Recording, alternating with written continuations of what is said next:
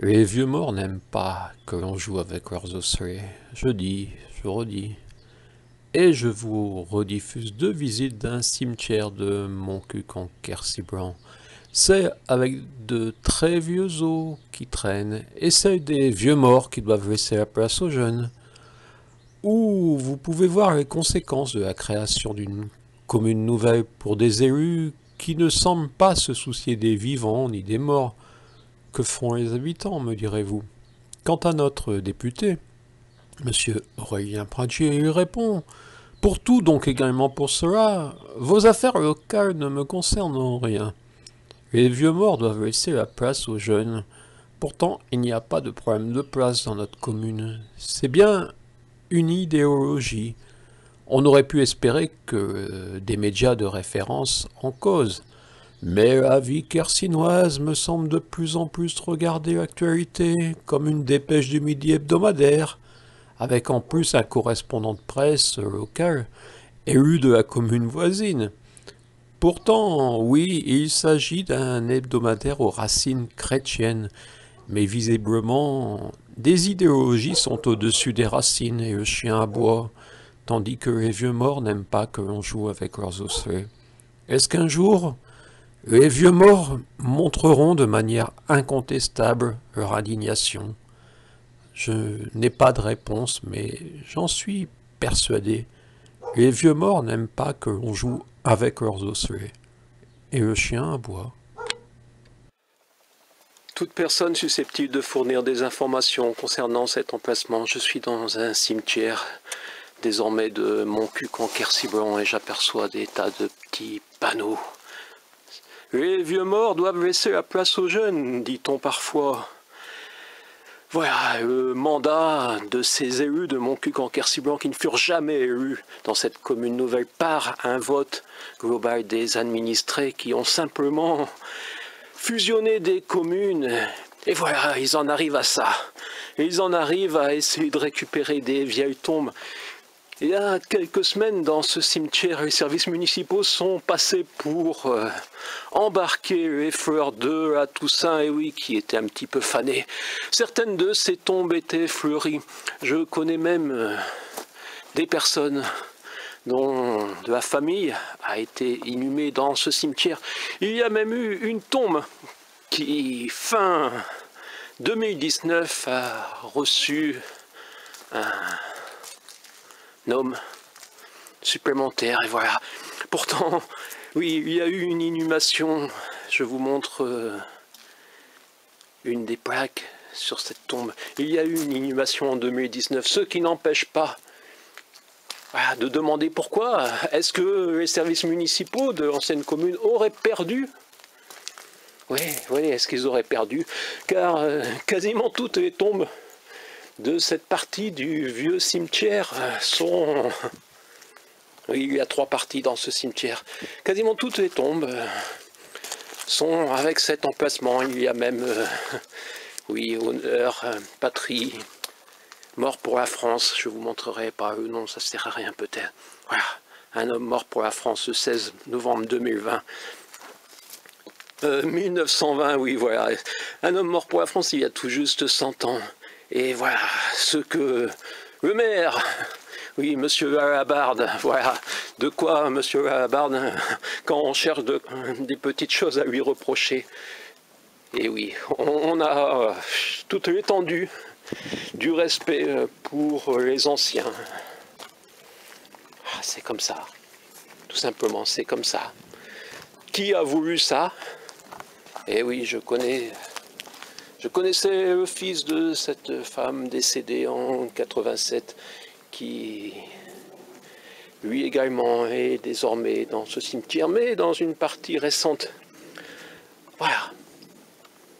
Il y a pourtant des noms de famille, il y a des fleurs régulièrement. C'est un cimetière entretenu malgré tout, malgré que certaines, oui, tombent peut-être, voyez, encore un ancien combattant. Les anciens combattants à leurs camarades et derrière cela. Vous voyez, c'est le mandat de ces élus de 2014 qui devaient gérer leur commune et qui l'ont fusionné avec une plus grosse, et voilà. celui que j'ai appelé dans une pièce de théâtre le fossoyeur des Pâterins. Effectivement, c'est lui, normalement, le maire délégué. On saura qu'il est parti de notre commune pour la commune nouvelle, de notre commune ancienne, sur ce triste petit panneau. Voilà, on va s'arrêter dessus, on va s'arrêter sur une tombe de campagne, vous voyez, mais qui est fleurie régulièrement. Ce sont des fleurs artificielles, mais vous voyez bien qu'elles sont récentes. Et oui, dans ce cimetière des descendants viennent, et pourtant, ça n'empêche pas. Je suis entre une église et un cimetière. À Montcuq en Quercy-Blanc. Et vous savez... Et donc, entre les deux, l'espace a été creusé pour protéger l'église de l'humidité, je crois. D'après mes informations, il y a une trentaine d'années. Et voilà, entre l'église et le cimetière, il me semble que ce soit des eaux. Oui. Voilà. Je ne suis pas spécialiste au niveau des os humains, qui ont peut-être une centaine d'années. Je sais que en France, les vieux morts doivent laisser la place aux jeunes, mais quand même,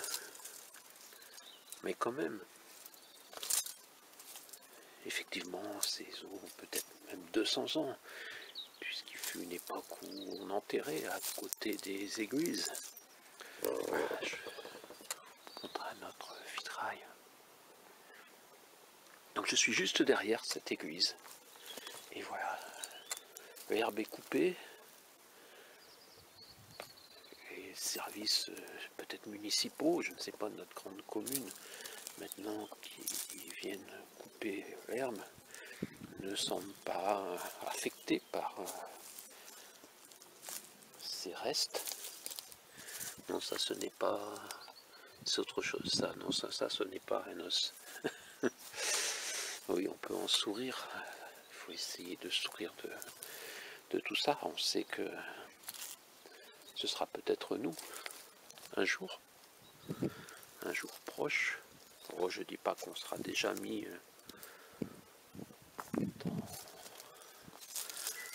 dans un endroit où les eaux sont à l'air libre.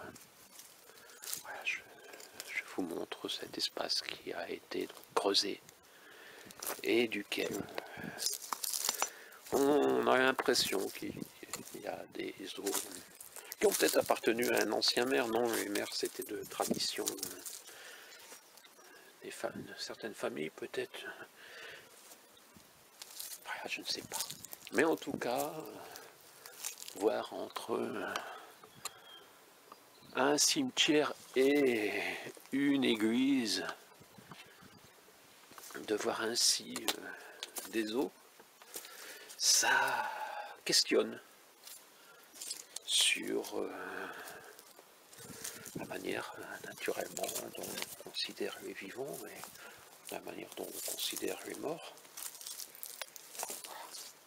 Je ne pense pas que ce soit des os de chien. Certains vont me dire, mais c'était un chien. Ça m'étonnerait. Je ne sais pas.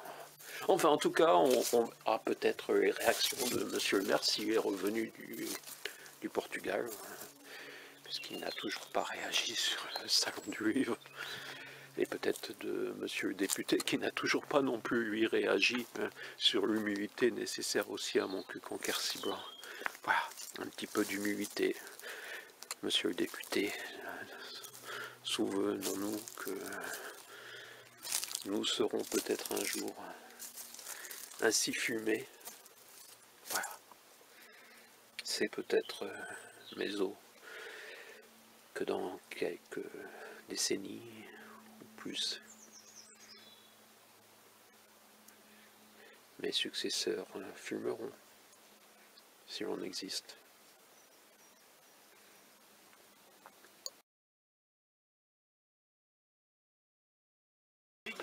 Ouais. Dommage, je ne suis pas à cette époque. Dommage, je ne suis pas à cette époque. Montcuq en Quercy-Blanc, c'est le printemps, c'est vert, c'est vert, c'est vert, c'est vert. Et c'est rouge, eh oui, le printemps est rouge. Nous allons passer aux investissements. Ceux-ci resteront bien sûr à l'échelle de notre commune, mais certainement pas pharaoniques comme j'ai entendu dire.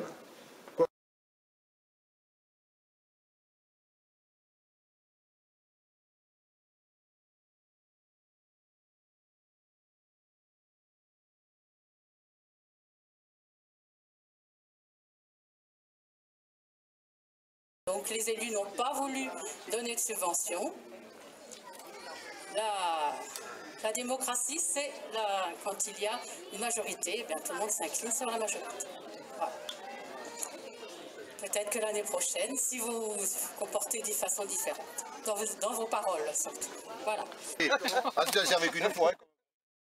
La démocratie, c'est pas simplement le vote, c'est la démocratie participative, la démocratie citoyenne, humaine, éditoriale même.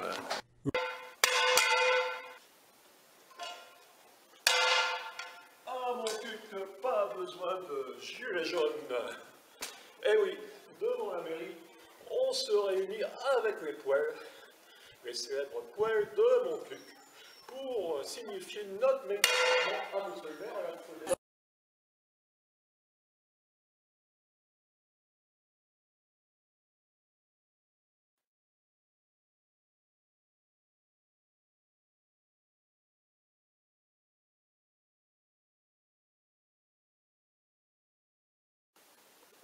Montcuq, sa piscine, son camping, ses grottes.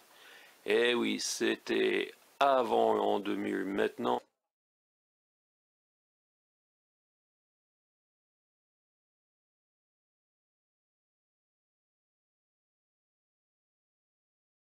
Ah ouais. Là je me sens un homme différent, j'ai jamais beaucoup. Ça me va bien, non, les filles. Et alors ça arrive à quoi en fin de compte?